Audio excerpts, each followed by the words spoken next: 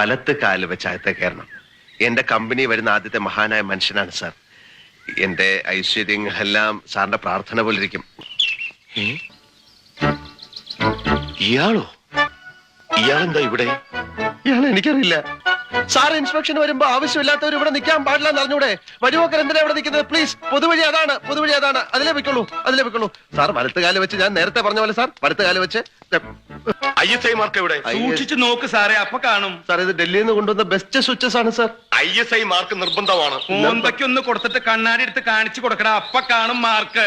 ആ, അതൊക്കെ പോട്ടെ. കേബിൾസ് ഒക്കെ ഏതാ? ആർമിയുടെ അതെ സാർ. ഇല്ലെങ്കിൽ നീ എന്ത് ചെയ്യും?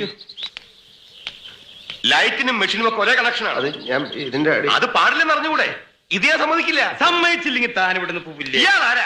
സാർ, ഒരു വഴിപോക്കാണ്. അല്ല, ഞാൻ അവന്റെ ചേട്ടൻ. അതെന്റെ കുറ്റമല്ല സാർ. സോറി, ഞാൻ സാറ്റിസ്ഫൈഡ് അല്ല. ഇയാളുടെ കാര്യത്തിലോ വയറിങ്ങിന്റെ കാര്യത്തിലോ? രണ്ടിലും.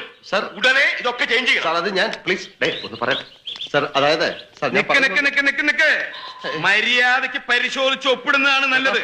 ചുമ്മാ ചേട്ടാ. എന്തെങ്കിലും കുറ്റം കണ്ടുപിടിച്ച് തടസ്സം ഉണ്ടാക്കുക. ഇവരുടെ സ്ഥിരം പണി. വഴിന്ന് മാറണം. ഇല്ലെങ്കിൽ നീ എന്നെ സസ്പെൻഡ് ചെയ്യടാ. ചേട്ടാ. ഒപ്പിടുற പട്ടി. എന്താ ഒപ്പിടുற പട്ടി, തെണ്ടി നായിന്റെ മോനെ. നിന്നെ